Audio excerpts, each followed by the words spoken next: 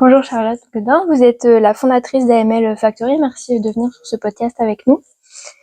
Alors vous êtes la fondatrice d'AML Factory, c'est une entreprise qui permet aux entreprises de s'aligner sur les aspects de la norme contre le blanchiment d'argent et le financement du terrorisme. Est-ce que vous pouvez déjà nous expliquer ce que c'est? Alors, on est d'accord qu'on parle de la norme lutte anti-blanchiment? Ok, ça marche.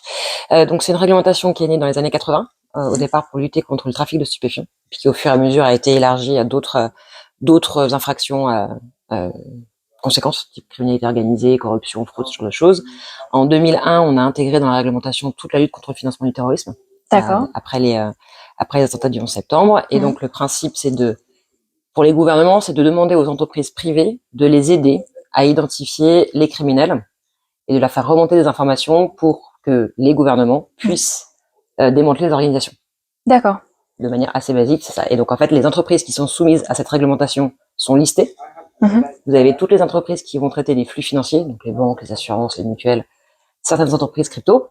Et ensuite, vous avez d'autres types d'acteurs du secteur non financier qui, eux, vont travailler sur des produits qui sont des vecteurs de transmission de fonds, type les commissaires-priseurs avec tout la mécanique de l'art, les agents immobiliers avec les immeubles, ce genre de choses. D'accord. Donc vous avez un certain nombre, vous avez à peu près une cinquantaine de secteurs d'activité différents qui doivent respecter cette réglementation. Donc c'est assez large au final. C'est assez large. D'accord, super. Alors je sais que vous vouliez être criminologue. Qu'est-ce qui vous a donné envie de vous tourner du coup vers la lutte contre le blanchiment? Alors en fait, moi je suis pénaliste de formation, donc pénaliste et criminologue, et je voulais rentrer dans la police pour faire la criminologie et être profiler. Okay. Sauf que en France, c'était pas une activité qui était tout à fait reconnue quand j'ai fait mes études. Et puis surtout, j'ai passé pas mal de temps en centre médico-légal, en prison et en cour d'assises, et je me suis rendu compte que je voulais ni voir la souffrance des victimes, ni envoyer les gens en prison. Un peu compliqué de rentrer dans la police dans ce genre de circonstances, donc je voulais pouvoir conjuguer le côté pénal et le secteur privé. Et en fait, dans le secteur privé, il y a la lutte anti-blanchiment, qui est du droit pénal préventif. Et donc c'est comme ça que je suis tombée dedans en 2005. Ça vous permettait de lier tout ça. Et exactement. D'accord, très bien. Alors du coup, pour revenir sur cette norme, est-ce qu'il y a des critères qui sont plus importants que d'autres ou des familles de critères qui sont à prendre en compte? Pour identifier des personnes ou des flux? Ou les deux? Les deux. Les deux. Alors en fait, dans la réglementation, vous avez deux aspects principaux. On va se concentrer que là-dessus. On va avoir ce qu'on appelle le KYC, donc la connaissance du client, et on a ce qu'on appelle la supervision des transactions, donc la traque des flux. D'accord. Et donc le principe de la connaissance client, c'est de récolter suffisamment d'informations pour évaluer un risque que ce client a de blanchir de l'argent ou de financer le terrorisme. En gros, vous avez un certain nombre de critères. Vous avez 5 familles différentes. Les critères sur le client en tant que tel. Donc ça va être par exemple combien il gagne, quelle est sa profession, son secteur d'activité, si c'est une personne physique, une personne morale, où est-ce qu'il est domicilié ou résident, ce genre de choses. Vous avez le produit ou le service que vous allez lui vendre. En fonction du produit ou service, c'est plus ou moins risqué. Par exemple, un dépôt d'espèces est toujours plus risqué qu'un paiement par carte. Vous avez aussi le canal de distribution, donc c'est comment vous entrez en relation avec votre client. Est-ce que c'est en direct? Est-ce que vous l'avez rencontré? Est-ce que vous avez des intermédiaires? Vous avez aussi l'axe géographique, donc tout ce qui est la provenance et l'origine des fonds. Et puis pour déterminer, vous avez les conditions d'exécution des opérations. On va pas rentrer dans le détail de celui-là. En gros, ça veut dire que à chaque fois que vous avez un client qui arrive chez vous, en tant qu'entreprise soumise à la réglementation, vous devez évaluer un certain nombre de critères dans ces 5 familles et lui établir un score. Et ce score va définir s'il est vert, orange ou rouge, en gros. D'accord. S'il est rouge, il a plus de risques de faire du blanchiment d'argent ou du financement du terrorisme que s'il est vert. Et en fonction de cette connaissance client que vous avez, vous allez mettre en place un système d'analyse de ces flux. Ah, on va être plus regardant sur les gens qui sont rouges que oui, verts. Exactement. En tout cas, on va mettre des critères qui sont plus stricts pour qu'il y ait moins de gens qui puissent passer dans le mail du filet. Je vous donne un exemple assez simple pour comprendre la mécanique entre les deux. Quand vous ouvrez un compte bancaire, basiquement, on va vous demander, par exemple, quel est votre salaire. Imaginons que vous gagnez 2000 € par mois et que vous n'avez pas d'autres revenus. Logiquement, sur votre compte bancaire, vous devez avoir un flux entrant tous les mois de 2000 € et puis vous allez dépenser un loyer, des sous pour vous alimenter, pour faire la fête, des vacances, etc. Donc, en gros, ça va être... Il n'y a pas d'autres gros... Exactement. D'autres transactions. Et puis, si, en fait, vous avez des dépôts d'espèces ou des dépôts de chèques ou des virements entrants qui sont complètement déconnants par rapport à ce que vous avez déclaré au départ, normalement, ça fait toper une alerte Et le chargé de l'analyse des alertes va se dire, ok, est-ce que c'est logique ou pas? Et si c'est pas logique, parce que peut-être, par exemple, vous êtes marié, vous avez une urne avec les cadeaux de vos invités, donc ça s'explique. Oui.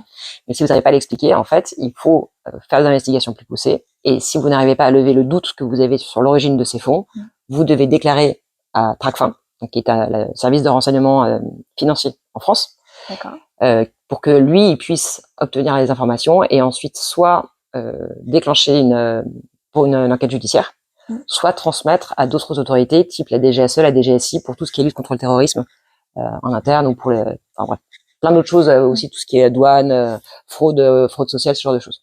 Voilà. D'accord. On peut nous demander parfois s'il y a une transaction qui est anormale, on peut nous demander de justifier. Exactement. Quand vous faites un examen en français, vous êtes, en tant qu'assujetti, vous devez interroger votre client pour comprendre d'où où part ce flux pour pouvoir l'expliquer. D'accord, ok. Donc en fait, on demande aux professionnels d'être quasiment des policiers. Oui, c'est vrai. Dans un sens, c'est vrai. Alors du coup, on sait que à l'échelle européenne, il y a des règles et on voit une harmonisation, mais chaque pays a du coup ses propres manières de l'appliquer. Alors aujourd'hui, en fait, vous avez un organisme supranational qui s'appelle le GAFI, qui va éditer en fait des recommandations et qui dit à l'ensemble des pays, si vous voulez lutter efficacement contre le blanchiment ou le financement du terrorisme, vous devez mettre en place toutes ces règles. En Europe, on a un système qui est un peu particulier, c'est-à-dire que l'Europe va adopter des directives. Les directives devront ensuite être transposées dans chaque État. Donc, ces directives vont cocher les cases des recommandations édites par le GAFI, et ensuite chaque État va faire un peu ce qu'il veut. Sauf qu'en fait, le système financier européen a vocation à être de plus en plus harmonisé pour pouvoir en fait renforcer, faire grandir l'Europe et nous donner plus de poids au niveau international. Et ils se sont rendus compte qu'il y avait trop de disparités entre les différents États membres. Et ce qui pouvait aussi générer une concurrence déloyale entre des entreprises, par exemple françaises, qui sont très sévèrement réprimées, versus celles qui sont dans des pays un peu plus souples, on va dire.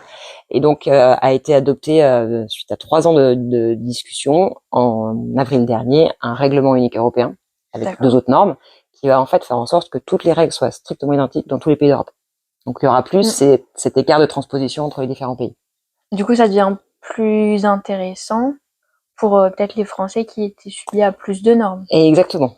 Pour les entreprises françaises qui effectivement avaient du mal à pouvoir conquérir des nouveaux clients à cause de tout ce qu'on demandait à un client et tous les documents à récolter, versus des entreprises étrangères, au final ça va un peu leur simplifier la vie. Alors après, comme ça crée des nouvelles obligations, il y a quand même un gap à franchir, ce sera pas simple, mais beaucoup plus simple que pour nos confrères européens. Non, parce que du coup, il va peut-être falloir baisser certains trucs, alors que d'autres pays vont devoir... Alors non, on baissera pas certains trucs. on ne fait que renforcer la réglementation, mais en revanche, notre marche, disons que si on fait un parallèle, si nous on doit franchir une marche, il y a certains pays qui doivent en franchir 10. Ok. Voilà. Donc ce sera un peu moins dur pour nous. Effectivement. Du coup, ça a été après 3 ans de discussion. Est-ce que pendant cette période des 3 ans, parce que là on est un peu au stade final, puisqu'on est sur une harmonisation parfaite, est-ce que la réglementation, elle a évolué au cours des dernières années? Alors en dehors de ce projet avant alors oui, elle change régulièrement, à vrai dire. Déjà sur l'axe géographique dont je vous parlais tout à l'heure, il y a en fait des listes pays qui sont éditées par à 3 niveaux pour nous Français, au niveau du GAFI, au niveau de l'Europe. Donc il y a 2 listes au niveau européen adoptées par le Conseil de l'Europe et la Commission européenne, et il y a 2 listes en France, et ces listes-là, elles changent au moins une fois par an, chacune d'entre elles. Donc chacune d'entre elles, une fois par an, va générer des impacts opérationnels pour les entreprises. Je vous donne un exemple. Quand un pays rentre dans ce qu'on appelle la liste rouge, vous êtes censé appliquer des mesures spécifiques pour les clients qui sont en lien avec ce pays. Donc, s'ils sont résidents ou s'ils ont un compte bancaire sur place ou whatever, ça dépend de des critères que vous avez. S'ils sont liés à ce pays-là, quoi. Et donc, imaginons que vous ayez un gros pool de votre clientèle qui soit domicilié en Italie et que l'Italie passe en liste rouge. Et en fait, vous allez être obligé de passer tous vos clients de vert ou orange à rouge, et donc devoir les contacter, récolter des informations et des documents complémentaires et renforcer la surveillance de leurs transactions. Donc au final, à chaque fois que la réglementation change, tous les ans, les entreprises, elles doivent tout remettre à jour. Alors dans tous les cas, elles sont obligées de faire une mise à jour des dossiers clients qu'elles ont régulièrement en fonction du code couleur, on va dire, mais aussi à chaque fois que la réglementation change. Donc côté pays, c'est entre 3 et 5 fois par an, 3 fois minimum. Okay. Mais après, il y a des textes nouveaux qui apparaissent régulièrement.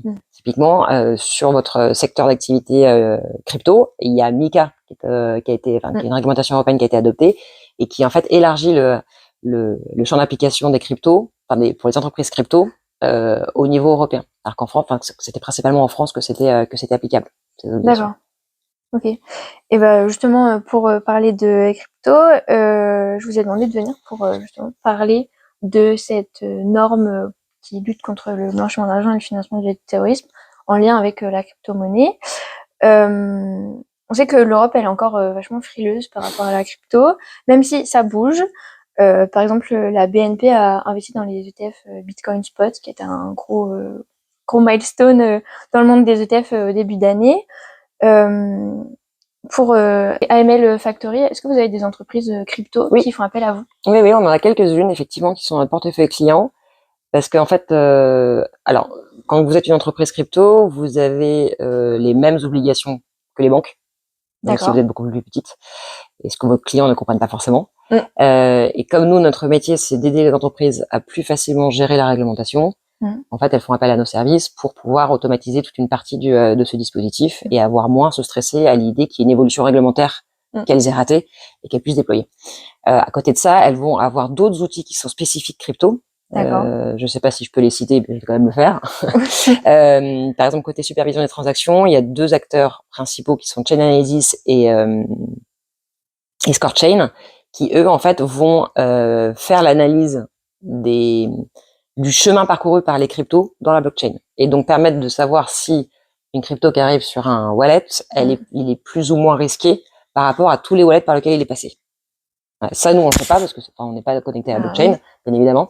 Mais voilà, ça, ce sont vraiment des produits qui sont spécifiques crypto. Et ce qui est très étonnant, c'est qu'on demande aux entreprises crypto de rechercher l'origine des fonds et d'aller très très en arrière, en amont de ce qui s'est passé avant que le client obtienne cette crypto dans son portefeuille. Oui, parce que c'est l'essence même. Sauf qu'en fait, on ne demande pas de faire ça aux banques. BNP, vous déposez 5 000 euros sur votre compte, ils vont vous demander d'où viennent ces 5 000 euros, mais imaginons que vous dites, je sais pas, je les ai reçus en héritage de ma grand-mère. Ils vont pas aller chercher comment la grand-mère elle a gagné ces 5 000 euros. Et enfin, en fait, ça s'arrête au premier rebond dans le monde classique. Et en fait, dans le monde crypto, on leur demande d'aller beaucoup plus loin. Voilà. D'accord. C'est un moyen de vraiment tracer au final l'argent, quoi. Oui, mais par exemple, alors je reprends un billet de 5 euros que vous avez dans votre poche, s'il est passé par un dealer de drogue. Bah oui. C'est pas pour autant que c'est l'argent chez vous, en fait. Vous l'avez peut-être gagné très légitimement. Enfin, voilà. Donc c'est un peu étonnant, on va dire. Exactement. Et du coup, comment est-ce que la norme, elle permet de lutter dans les faits contre le blanchiment? C'est grâce à ça, à ce chemin en arrière, jusqu'où ils vont, vous savez? Alors au niveau crypto, je sais pas exactement jusqu'où ils vont, mais a priori les régulateurs aiment bien que vous fassiez absolument tout ce que vous pouvez pour aller le plus loin possible. Il y a pas, on se dit au bout de, c'est les 10 dernières transactions, non, non, il n'y a pas de normes qui disent quel est le moment où on doit s'arrêter. Et en fait, comment ils utilisent ça aujourd'hui? Donc tout à l'heure, je vous parlais des déclarations qu'on fait auprès de Tracfin, la cellule de renseignement financier française. Le principe de Tracfin, c'est donc de récolter des déclarations de soupçons. Et dans une déclaration de soupçon, vous allez, en tant qu'assujetti, indiquer qui est votre client, envoyer ses documents d'identité, ses justificatifs de domicile, tout le relevé de ces opérations. Et donc, quand par exemple vous avez une déclaration de soupçon d'un échange de crypto, il va y avoir une partie à la fois fiat et une partie à la fois crypto. Vous avez, en général, sur ces plateformes d'échange, vous avez un compte en euros et un compte en crypto qui vous permettent de faire des échanges, etc. Et donc, en fait, en fonction de ce qu'il y a sur ce compte euro ou ce compte fiat, il va aller voir les établissements avec lesquels votre client a discuté. Donc, par exemple, si on prend la partie compte euro, si vous avez, si le client qui a fait l'objet de la déclaration, on va l'appeler Monsieur A, ce sera plus simple. Monsieur A a approvisionné son compte avec un compte de la BNP. Et qu'il y a eu un échange entre ce monsieur A et un client B dans votre, par exemple, chez un autre hébergeur, chez une autre plateforme. Tracfin est en droit d'aller demander à BNP merci de bien vouloir me sortir tous les relevés de compte des X derniers mois de Monsieur A, pour qu'il puisse voir en fait d'où viennent les flux, et en fonction des autres qu'on s'appelle transactions et des autres flux qu'il y a eu sur ce compte-là, d'aller demander éventuellement à d'autres banques. Et pareil, d'aller voir l'autre hébergeur du client B pour lui demander le relevé de ce client B, y compris son compte fiat, et donc pour pouvoir aller chercher ce qui se passe aussi au niveau des banques. Et donc en fait, c'est un vrai travail de fourmi et de recherche de renseignements financiers. Mais c'est comme ça aussi que ça leur permet derrière d'aller déclarer, enfin d'aller transmettre à la DGSE ou de la DGSI pour éviter des attentats, par exemple, ou transmettre à l'OCR GDF pour approvisionner des investigations en cours contre des trafics d'êtres humains ou des trafics d'animaux sauvages ou ce genre de choses. Et donc leur donner des billes pour qu'ils puissent mener leurs investigations et constituer un dossier pour ensuite démanteler les organisations et les envoyer en prison. D'accord. C'est quelque chose qui prend du temps? Oui, ça prend du temps et beaucoup de personnes. Alors, chez les assujettis, et il est estimé que chaque personne qui travaille pour l'entreprise assujettie perd entre 3 et 4 semaines par an sur de l'administratif lié à cette réglementation. C'est beaucoup. C'est beaucoup. Et en dehors de ça, vous avez le coût en tant que tel de la réglementation, c'est-à-dire quand vous avez des outils que vous devez payer, vous avez des ressources humaines que vous devez payer, etc. Et en Europe, la dépense est de plus de 100 milliards d'euros par an.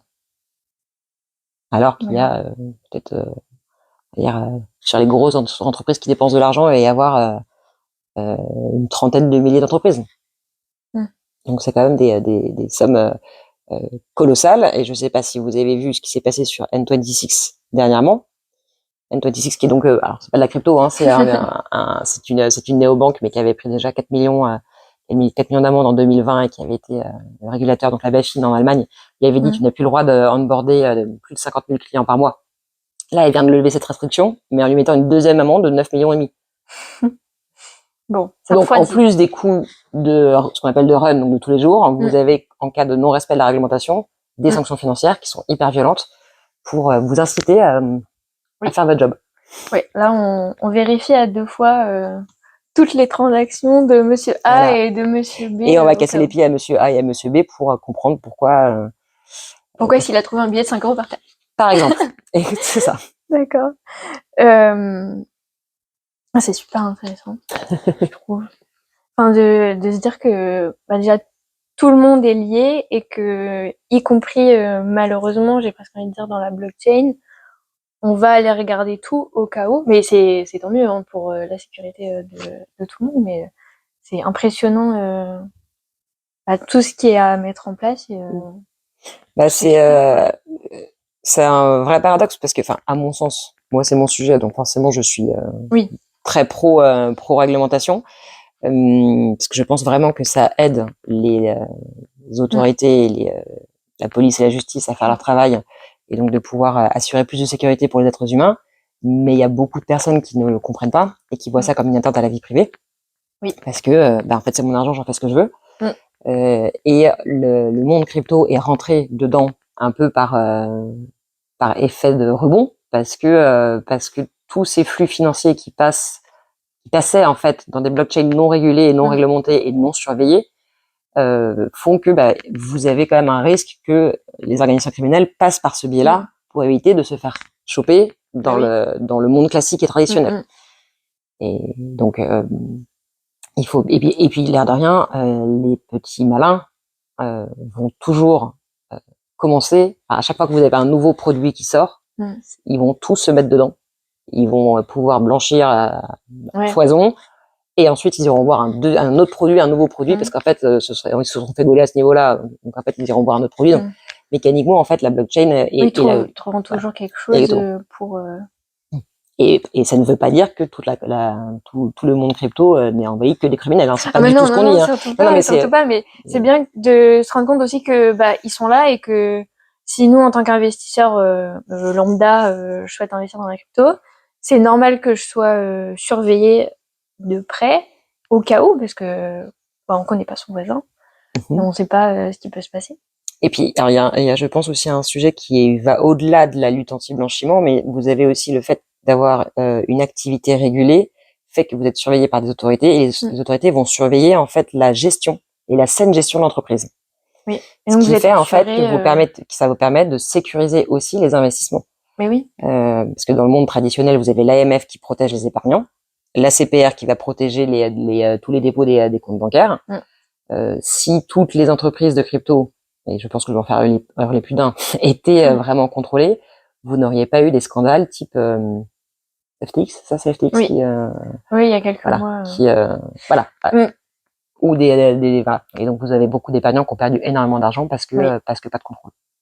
Oui, aussi. C'est pas uniquement pour leur casser les pieds, c'est aussi pour les protéger. C'est vrai. C'est souvent ça, les règles, les règlements. Au final, ça nous embête parce que dans le fonctionnement, c'est moins fluide, etc. Mais au bout du bout, c'est pour le mieux et pour que ça puisse rester, quoi. Exactement. Merci beaucoup, Mais je vous en prie. Charlotte, pour cette intervention. Vous pouvez retrouver ce podcast sur la chaîne YouTube d'Investalier.tf, le compte Spotify et sur le site internet de .tf. Il y aura aussi la version retranscrite pour ceux qui préfèrent. Merci Parfait. beaucoup. Merci à vous. Au revoir. Au revoir.